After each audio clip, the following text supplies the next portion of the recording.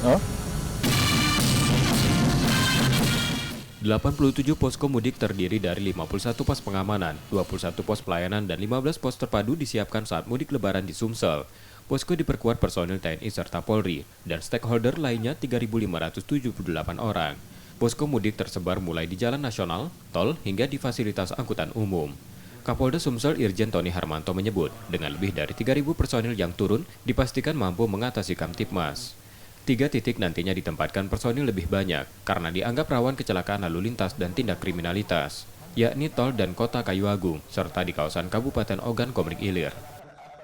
bahwa dalam kegiatan pengamanan mudik lebaran ini, jajaran kita bersama-sama dengan TNI dan stakeholder yang lain itu menyiapkan 87 pos. Ya, 51 pos PAM, 21 pos pelayanan dan 15 pos terpadu. Ini yang juga sebagai pusat informasi nanti dalam arus mudik yang masyarakat bisa menikmati di sana. Sedangkan kekuatan perlibatan kita dari TNI, Polri dan yang lain ini sebanyak 3.578. Polri-nya sebanyak 1.783, TNI 358 dan gabungan 1.437.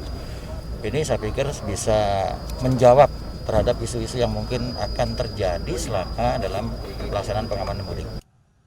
Pengamanan di jalur alternatif juga dilakukan dengan patroli rutin mengantisipasi kemacetan.